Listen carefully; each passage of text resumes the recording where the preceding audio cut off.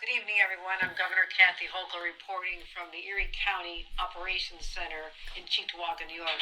I've had an opportunity to survey some of the damage that has occurred all the way from Rochester, Batavia to the suburbs of Buffalo as well as the city itself, and it is devastating.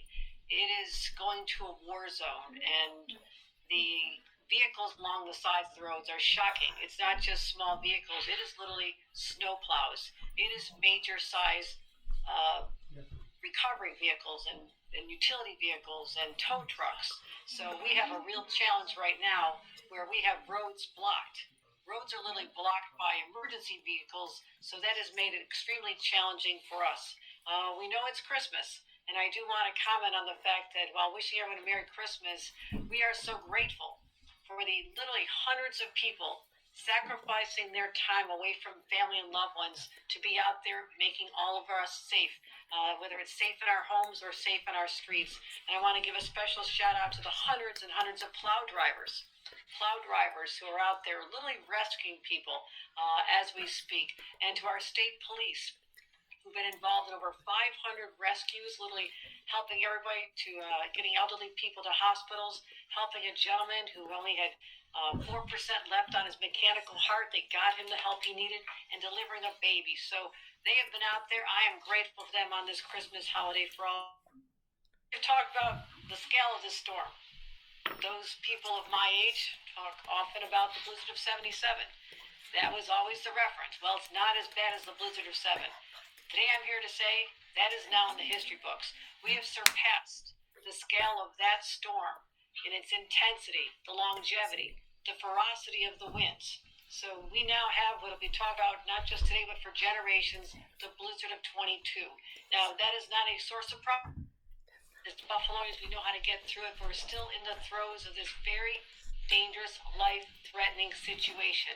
Just because people might see the sky a little bit today, those storms, the wind, the velocity, the volume, it's coming back, and it's going to come back tonight. So the number one message I want reinforced by the people with me here today, including Steve Nigrelli, the superintendent of New York State Police, is that you need to stay off the roads. We've been begging, we've been asking, and the vast majority of you have, and I'm so grateful for that. But those of you who violate the driving bans, you may think you can go to the store for that six-pack, but you are endangering other people. And it's frustrating because our state and county plows have been out there nonstop, giving up time and putting themselves in danger driving through blinding snowstorms to clear the roads. They clear them, and now all of a sudden, because someone wanted to go out to the store or just run and visit a friend or take pictures of the snow, they are now stranded, and we have to expand our emergency operations, our rescue, to them as well. So that is why we're pleading with people to please stay home for the duration of this event. We can see the end in sight. It's just not today, and tomorrow we'll give you updates on how that looks. So the weather forecast it's coming back, not with the severity, but it's also going to be rather intense later this evening. As I mentioned, the search and rescue has resulted in a lot of recoveries. Tragically, there has been a loss of life. The numbers continue to increase. We have confirmed now 12 storm-related deaths, and unfortunately, we know that there'll be more numbers that'll be being unveiled as soon as they're actually confirmed. But there is substantial, significant, and devastating loss of life as a result of this winter storm. There are people also in their homes, freezing cold for the last 56 hours. Some of them have been without power. This is nothing to do with the resources. We have been in communication with the CEOs of the two major utilities, NYSEC and National Grid. They have told us that this is the largest mobilization of utility crews in the history of the state, or at least in recent memory. So it is not the resource. The people are here. We pre-positioned as a state over 7,000 individuals to be here to put the power back on. But what we're experiencing is a mobility and access challenge. The roads are not clear enough, and when they're cleared, the snow drifts continue to come in. When they finally do get to these substations, they find that they've been compromised, they've been damaged, the ice has done significant damage that now needs to be repaired. Or the other situation where you need to have people up in the lines. You always have that image of the linemen and linewomen going up there. You can imagine when there's blizzard force winds, 35 miles an hour sustained, and just yesterday was sustained at 60 miles an hour, 70 miles an hour. That is a real challenge. It is not safe for them to be able to go up there, and that's going to continue through the night. That being said, we do have 94.5% of Erie County residents have their power on. That is a good thing. And about 87% of Buffalonians in the city now have their power restored. But if you're one of the people without the power and you've got little kids at home, something I experienced as a mother growing up here, it's scary. And it's frustrating, and I know people are at wit's end, especially for families who've been trapped together on a holiday and thought they're going to see other loved ones. I know how hard this is, but Western New Yorkers are tough. We know how to deal with this. We will get through this together. And we also, as I mentioned, we need you to stay home for the next 24 hours at least, and we'll be giving updates on when people can leave. We've also been checking on our hospitals. That is one of the reasons we deployed the National Guard. And our National Guard, we were having conversations about deploying the National Guard even before the storm hit. These are conversations on Wednesday and Thursday. The storm hit Chautauqua County at 7 a.m. on Friday, 10 a.m. and here in Erie County. And so we've been talking about that, getting them pre-positioned. We did run into logistical challenges. We had scores of people ready to come, and they get trapped in snow themselves, but they're on the ground. We have 200 now, another 200 tomorrow. They'll be coming in through the night, and they were able to access the Armory in Buffalo, which is where most of the equipment is. That was snowed in for a considerable amount of time as well. So the National Guard is here. Lastly, I'll say I've been in contact with the White House. Just spoke in the last hour with Ron Klain, the Chief of Staff to President Biden. He has assured me that within a very short time of them receiving our request for a disaster declaration, it will be granted. And that is good news for us to be able to start covering the cost of this epic, once-in-a-lifetime storm that we're now having to deal with. So that is an update from the White House. The President is very concerned about this.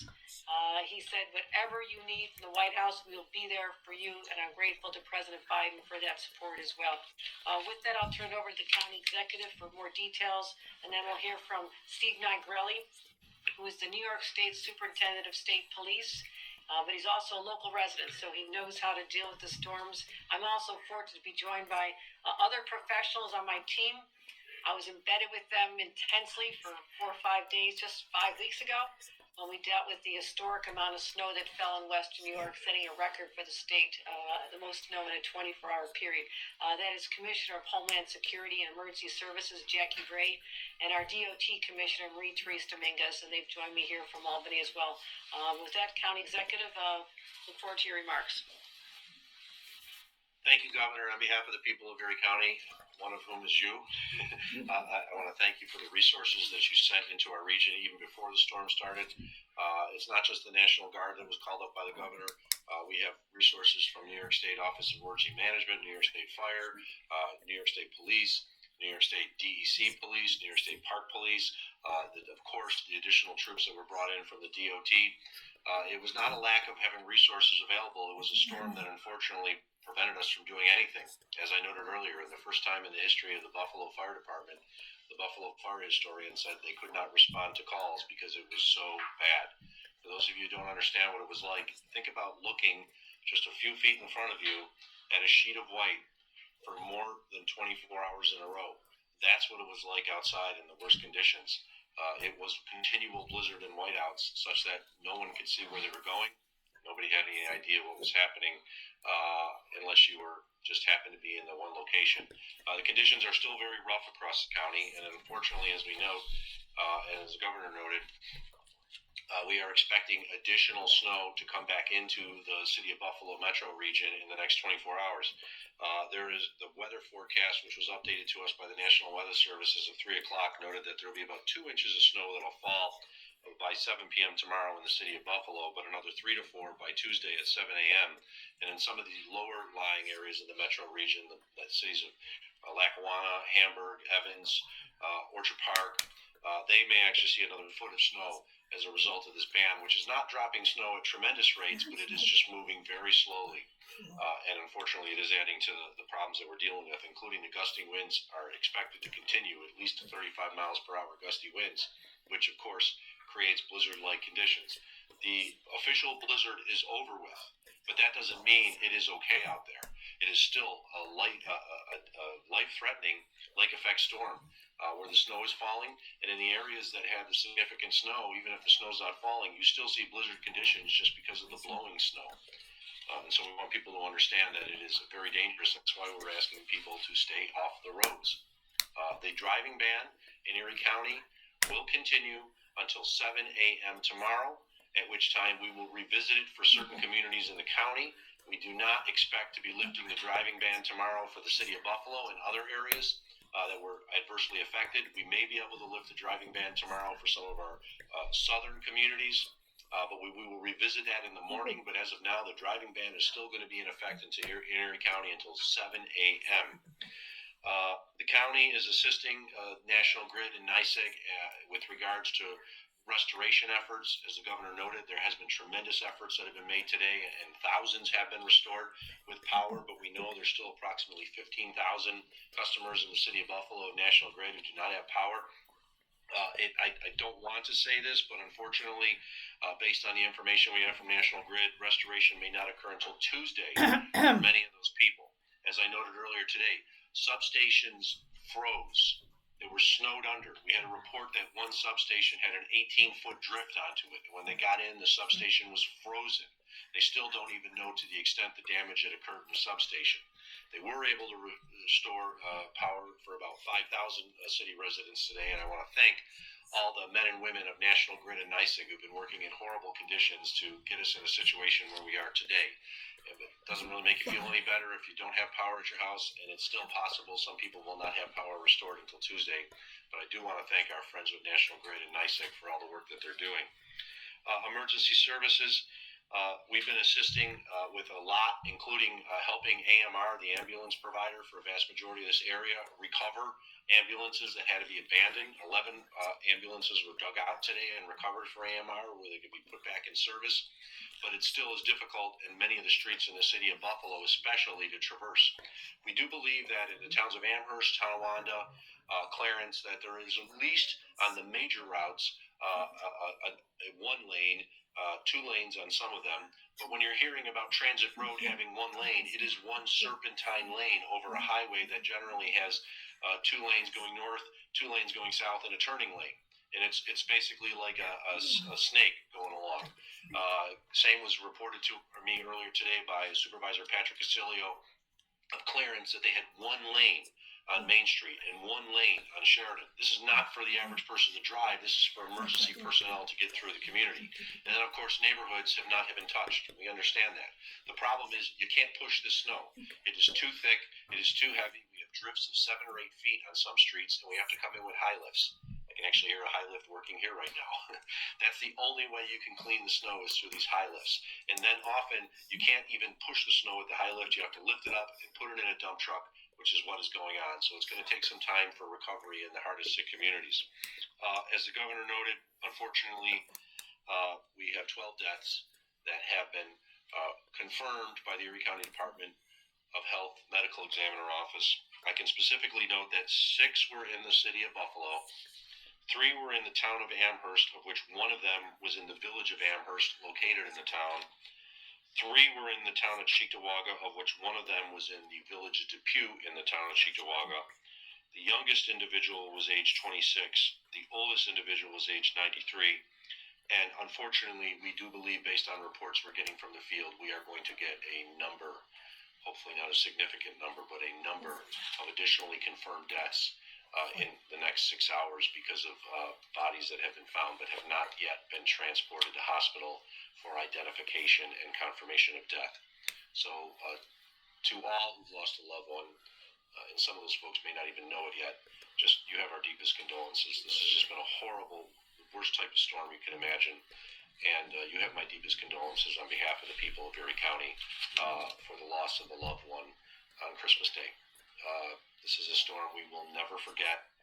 It is a storm for the record books, but it doesn't make that anyone feel better if they've lost a loved one as a result of the storm. So please hug your family, give them a kiss, and know that we're not out of the woods yet. We still have more work to do. And we really, really need people to stay off the street because it is impeding our efforts, not just to clear the roads, but to do emergency response. With that, I'd like to turn it over to Superintendent Stephen Negrelli of the New York State Police to talk more about that. Thank you, Governor and County Executive.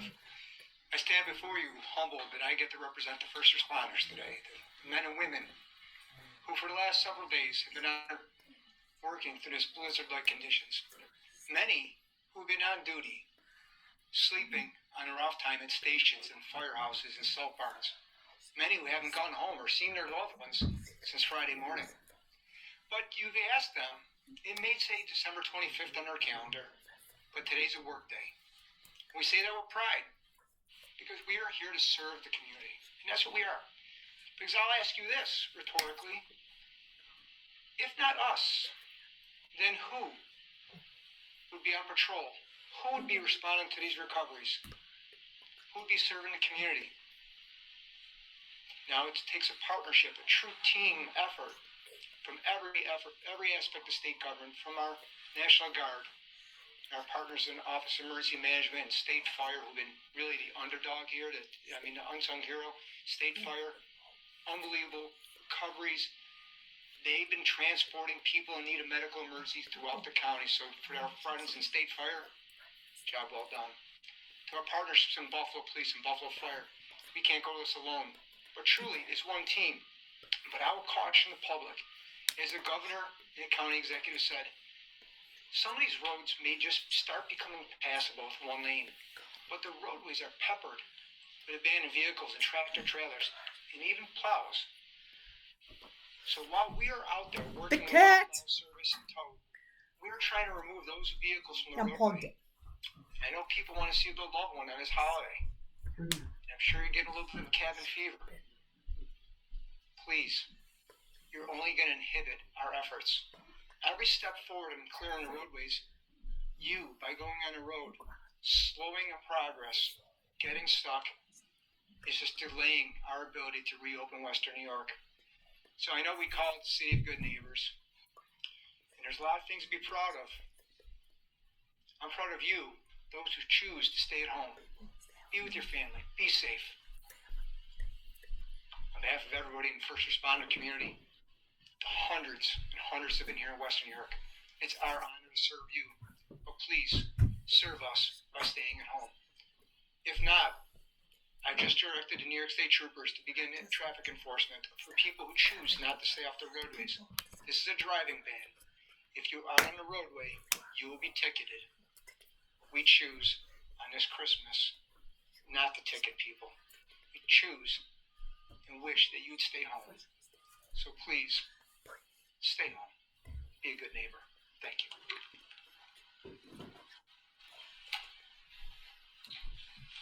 Thank you. We're going to open it up to questions. We're going to open it up to questions. We're going to start out with a couple for the governor, and I know she has to leave then. We have Mark Summer or Aaron Bessiker from the Buffalo News. Aaron, I think your hand is up, so you need to unmute. Good afternoon. Okay. Yep. Thank you. Two things. We've heard that there is looting going on. Can you confirm that it's happening and where? What, if anything, is being done about it? And what's your reaction to it? And secondly, given the seriousness of the weather forecast for the storm, you pre-positioned workers, utility workers, but why wasn't the National Guard already staged and ready to go here?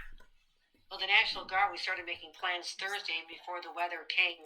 The National Guard started arriving Friday afternoon. The storm didn't hit Buffalo until 10 o'clock. What the National Guard does is help transport people once the conditions have gotten really declined, getting doctors and nurses to hospitals, getting patients to where they need to go, helping with the search and rescue. And very early in a storm, those purposes are not required to be met. So we had the National Guard on the ground the very first day of the storm, which is quite extraordinary. We expedited the time for them to come, but the challenge is, despite our call down of the National Guard, they have to travel on the same roads under the same conditions as our snow plows that ended up going into ditches and our and our utility vehicles that couldn't get here. We don't have any magic way to get the National Guard here any faster. We had a whole group of them coming down from Niagara Falls who got stranded in the storm on Friday. So that is the logistical challenge of that. It was always the desire to have them positioned here, ready to go. But as conditions deteriorated in the afternoon on Friday, it became logistically challenging.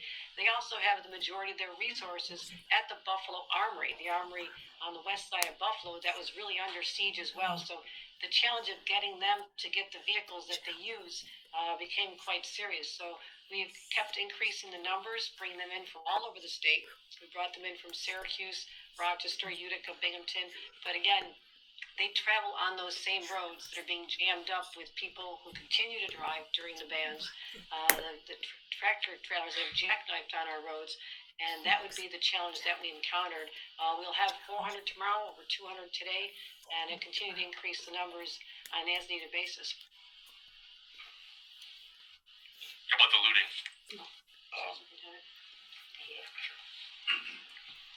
Good evening, Aaron. We have had 2 confirmed reports of looting incidents where law enforcement has been dispatched and responded. Those are still under investigation as we speak. Those are isolated incidents. It's not reflective of the great community we have here in Western New York, and I'm sure that they'll be limited to those 2 incidents, or at least that's our hope. Thank you. And if I may respond to the portion of the question with regards to the putting of equipment and resources, as I said earlier today in my press conference, we could have had 1,000 more pieces of equipment, and there's not a thing we could have done because we had to take them off the road for hours and hours and hours on end. We have a lot of equipment. There are really thousands, truthfully, between all of the towns, the cities, the villages, the county, the state, the resources at our disposal right now. The problem was during the highest point of the storm, there were hours. 12-hour period where we couldn't have anybody on the roads. We had to stop emergency service availability. We were trying to send people out, but for those of you who are not from this area, and there's some members of the media from the New York City market, 2/3 of the equipment that we sent out got stuck, and we had to send rescue missions to rescue the rescuers. It's as simple as that. And so this is a historic storm. I remember the blizzard of 77. I was 9 years old back then. It seemed pretty fun for me back then, but then you hear afterwards about the number of people who died and the circumstances that occurred. And this is unfortunately a very similar storm, and I'm hoping we don't have as many deaths as the blizzard of 77, but there was a period there where nothing could be done because of how bad the conditions were.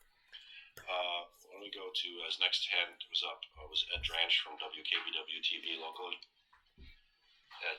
Governor, I just want to follow up because it seems to me that the issue of pre-positioning the National Guard members is highly discussed now on Twitter, on Facebook.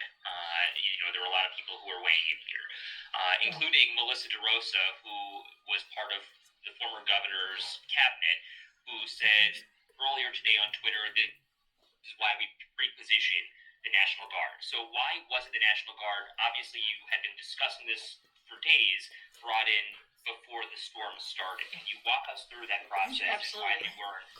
Absolutely, and it's great to be able to armchair quarterback an historic storm, the likes of which no previous governor has ever had to deal with.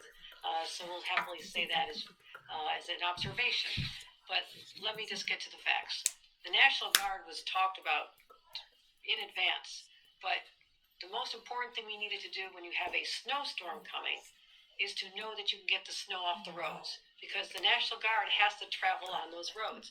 We brought in an army of snow removal vehicles, high lifts, the plow drivers. We had hundreds of people pre-positioned, knowing that when the snow flies, that they'd be able to immediately start removing snow. Now, what was not foreseen, and again, no one is recognizing this if they're giving a fair assessment of what happened, it was a blinding snowstorm. I could have had 5,000 people all ready to come in, but it was challenging because once the snow starts, you can't even see. So we had people ready to be deployed. The National Guard takes a little bit of time to call up. They don't just show up when you click your fingers. But also we knew that we had to get the plows and the plow drivers in first so the roads could get cleared, and that was our first priority.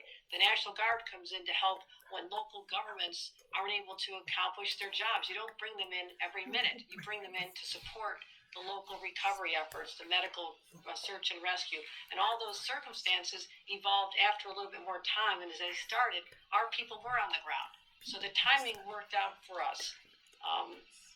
We'll have exactly the number of people we need throughout this process. We pre-positioned people, but again, it is impossible to get through these roads, even if you're a National Guard member.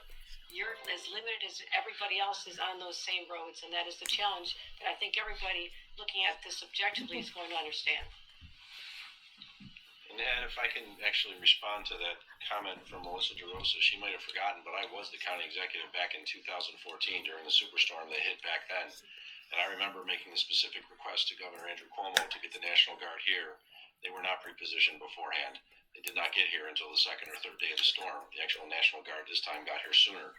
And I thank the governor for doing that. So to Ms. DeRosa, that's a little revisionist history because I remember it clearly because this is exactly where I was. And this is exactly where Governor Andrew Cuomo came during the storm. The next person. Can I just follow up with you really quick too, Mark? I'm just wondering, knowing the response here in terms of what equipment has had to be used, in addition to the call for volunteers, especially in the city of Buffalo with snowmobilers, is there any future assessment that might be made to, buy or at Erie County warehouse some of that equipment to use in the future? Well, it's in some ways it's not always a lack of equipment. It's the ability to get it out to where it needs to be, and that's exactly what happened in the storm. We have snowmobiles. We have all-terrain track vehicles. We did in the initial report from the Weather Service. It was an all-county snow. It was a snow that was predicted for the entire county, and it did hit the entire county, but in different ways. Even in the situation where we had the snowmobiles out, we had to bring the snowmobiles in when it was too dangerous for the snowmobilers to go anywhere. And I want to remind that you can have as many pieces of equipment as you want, but if you don't have the ability to know where you're going and see where you're going and not drive into a truck and a plow and not drive into a snowbank, which is what happened to hundreds and hundreds of people, it really doesn't matter how many pieces of equipment you have. We have a substantial supply of equipment, and we have the resources. We have the manpower. But when you have to bring in all that manpower because it's too dangerous for them to be on the road, it really limits our ability to respond. And I have to give a big shout out to all the first responders and law enforcement and others who were going out at the height of the storm and putting their lives on the line. As Chief Brizzolaro of the Erie County Sheriff's Office noted last night, they have a special tactical rescue team that trains in Colorado in the Rocky Mountains during the winter on snow rescue efforts. And at one point yesterday, in the overnight hours from the night before and yesterday morning, that rescue team was rescuing rescuers because the people that went out, including EMTs that are driving ambulances and the like, they got stuck and they couldn't. Their lives were at risk. So it was so horrible. And I think you know it, because I saw you commented in your live, or the video you did walking into the station yesterday about how horrible it was. That while people can question, especially those that weren't in the storm, why more couldn't have been done in that situation, it was a situation that everything that could be done was done until the point we had to bring people in because their lives were at risk. We have time for a couple more questions. One more. The one question we have is Kyle. The other one who was early up was Kyle Mazza. He was one of the earliest ones. You need to unmute yourself. Hi, Governor. How are you? I hope you're well during this storm. I know you guys are doing everything you can. So the one question that I had is, you mentioned that you were in close coordination, in close touch with President Biden and the White House. Have you also spoken with the Vice President's team and more members of the staff from the White House or Congress, Senator Chuck Schumer? Do you have any sense of if they're going to do more aid to the storm? Do you think President Biden, once this emergency situation subsides, do you think that President Biden should come to Buffalo, come to the state of New York, and see the damage and talk with families. What do you think the White House needs to do in these next steps going forward, in your perspective? No, absolutely. We've been in contact. I spoke with Senator Gillibrand. I spoke with Majority Leader Chuck Schumer again earlier today.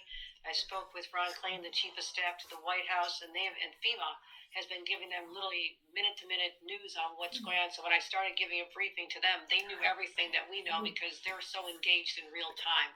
So the message from the Chief of Staff was, he said, as soon as you request a declaration, an emergency declaration, a declaration of disaster, that'll lead to reimbursement of our costs. Again, there's a certain threshold that has to be met. He says we will grant it within 24 hours. And that may sound miraculous, except 5 weeks ago, when we dealt with an historic record amount of snowfall in the entire state of New York in 24 hours in Buffalo, November 18th, they responded with such speed people's jaws dropped. So they know how important it is for localities and for states to get the resources, all the support we need. So the answer was, the last thing I left with the White House was, whatever you need, they said, you call us. So I have no doubt that the Biden administration will be very responsive. President Biden knows he's always welcome here. He was here so many times. He was here during the Buffalo massacre. Came personally with the vice president and the first lady. So he knows where we are, but this would not be a safe time to travel. It took me an enormous amount of time to get here. This city is still under siege. My own home has been without power for a couple of days, and flooding with broken pipes, frozen pipes. So there's a lot of bad things going on right here. The president should stay where he is right now. You can come visit us anytime, but in the middle of a blizzard is not a good time. But the support from them has been extraordinary. Are you pressuring the power companies to do more, Governor? You did mention the power outages and multiple customers are without power. So when it's safe, how is the estimate going to be to get these customers back up and running? You know, I just got off the phone. The county executive and I make the same phone calls to the same CEOs of two of the big utilities. Again, they, at our request, they pre-positioned not the usual 5,000, which is incredible in its own right. They ramped it up to 7,000 utility workers and all the trucks they would ever need for any scale storm. They were here in advance of the storm. In fact, there's other states that are waiting for assistance because everything is focused here in Western New York, and that has been confirmed. And I appreciate their patience. So it's not a matter of resources, the body or the equipment. It is mobility and access. And I was told that under normal circumstances, and they have restored power to 300,000 people, 94.5% of Erie County residents have their power. 87% of Buffalo residents have their power, but if you're in that percentage that don't, it doesn't matter. You're still suffering, and they know this. So I'm not one who goes out of my way to always defend utility companies, because when they do something wrong or not fast enough, they'll hear about it from me.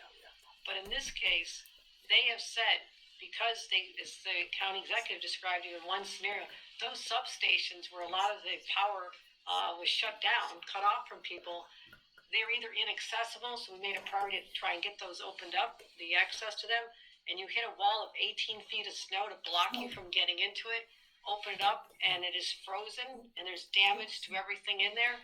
That's a real challenge. So you can have thousands of people standing on the outside, and I give them credit. They couldn't access because of the snow, and they actually, there's a group that walked 30 minutes in below zero wind chills, walk there with their equipment trying to break in to get them out. So I do give them credit. We're watching it closely. They know this is an urgent matter. It's a matter of life and death for our residents who can no longer be much longer in this level of cold.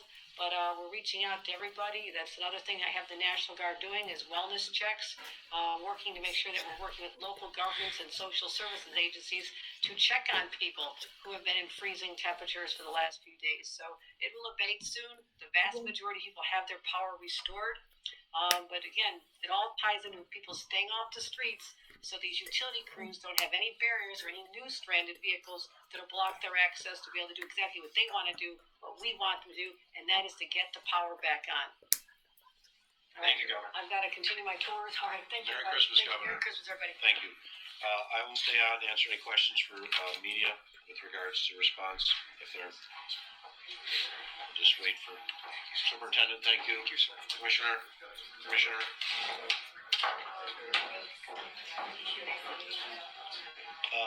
Tim Wenger, WVEN. Hey, Mark, thank you. I just want to go back to the snowmobile thing again. I know a lot's been asked about it, but and I completely understand that during zero visibility, it doesn't matter whether you have a snowmobile or a tank, you can't operate it. But this morning, as we were taking call after call from people that were still stuck in vehicles, in some cases desperate, how many snowmobiles are we talking about that were out and about that were, trying to get to these people? I can't give you the exact answer. We did contact the Western New York Snowmobile Association yesterday. Actually, there were contact going back and forth, and there was assistance. I know dozens were on the road, but I can't give you the exact amount. The problem is we're talking about a large-scale storm that affected Buffalo, it affected Amherst, Tonawanda, Clarence, then it went up to Niagara County. And it's a perfect example of even when we have such a big community, 10 dozen, 120 of them is a lot of snowmobiles, but it still isn't enough to perform the rescues that were needed. So I can't give you the exact answer, but I do know that early on the snowmobiles were contacted. And then the other thing too is our own snowmobilers that are based here out of the Emergency Services Division went out on rescue calls and attempts, and they still had to come back in because the conditions were so bad. I had somebody say, why don't they use Google phones? Well, when you're in the middle of a blinding snowstorm trying to drive a snowmobile, you can't sit there and hold your phone in front of you to see exactly where the street is. And that was part of the problem. So if they had to make a turn, they couldn't even see where the street was. So I would just say that I wish wishes are something. I wish we didn't have to face a storm as horrible as we did, but we did. And I just want to thank every one of the first responders that was out putting their lives on the line in these just terrible situations to help people. And we know, unfortunately, 12 people have died, and we're expecting more announcements. And that's just terrible, just horrible. Is there a way, Mark, in the future to get a quicker deployment of the National Guard? This morning we asked why the National Guard wasn't helping some of these people. Again, this is after the visibility issues were gone, and we were told that the National Guard didn't deploy on the ground in Buffalo until this morning, which is kind of contradicts what the government. No, that is not the case. But the National Guard went to yesterday and was immediately assigned life-saving operations associated with bringing people to Kenmore Mercy Hospital, which is, of course, the hospital for North Buffalo as well as Riverside and Tonawanda and Kenmore. So that because the National Guard was coming in from Niagara Falls and they were driving through whiteout conditions, it made sense to send them to the closest location that needed immediate service. It did not. We originally had them planned to come here to the Emergency Operations Center and then deploy them out from here, but it made no sense to do that because it would have taken them an extra 2 hours just to go from Tonawanda to the Emergency Operations Center during the height of the storm. So the Guard was out. We didn't get as many Guard troops initially as more were coming in. I just earlier today talked to a group of Guards that came from Oneonta. That's a long drive. And they were here doing life-saving rescues, delivering people medication, as well as taking them to dialysis. The Guard was out earlier. It's just the height of the storm was such that we could not get them into the worst portion of it. One final question with the hand raised is Victoria Holliker, and then that'll be it. Hey, yeah, I was just wondering if we could get any clarification on the travel bans and any tickets. Have tickets been given out? Do you have any idea how many? And what's happening to those cars that have been stranded on the roads? Well, I'll start with what's handed with the cars. They've been taken whatever community they're in to towing locations. In north, when I say north, I should say Amherst, Clarence, and parts of Tonawanda, we've been taking vehicles that have been towed through tow operators hired by the county to Erie Community College and North Campus. The town of Cheektowaga has been towing individuals to the old Apple Tree Mall. The city of Buffalo, I'm not exactly certain where the city is towing the end of the cars. I can tell you there are hundreds of cars still on the streets of the city of Buffalo. and they will have to be towed for those streets to be cleaned. The National Guard, as New York State Police Superintendent Stephen Negrelli noted, he's now authorized his troopers to ticket. Truthfully, police were not involved in ticketing operations. They were involved in life-saving operations for the first 2 days of this. I saw a lot of police officers, sheriff's deputies, and others walk into this place looking like they had just gone through a war and just happy to be inside. So their primary obligation was life-saving. It wasn't ticketing. Everyone, as I said before, you are violating an emergency order, which is a Class B misdemeanor, so you don't want to get ticketed. That's a pretty high potential fine, and actually, it's because it's a misdemeanor, it's potential jail time. I would just remind everybody, as Superintendent Negrelli said, we're known as the city of good neighbors. That means you have to be a good neighbor to the other people. You going out on the road could prevent, because you get in an accident or you get stuck, which cars are still getting stuck out there. We're still getting reports of cars going out and getting stuck. And when you get stuck, that may prevent an emergency service vehicle from getting through to somebody who's having a heart attack. So please stay home. The driving ban is still in effect for the entire county until 7 a.m. We will revisit it for some of the communities, and we will announce if there's changes for some of those communities by 6 a.m. But as of now, the driving ban is still in effect for the entire county.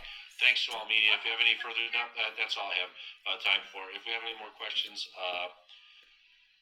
I would ask that you forward it to peter.anderson, ANDERSON, @erie.gov, my press secretary, and we will get back with you.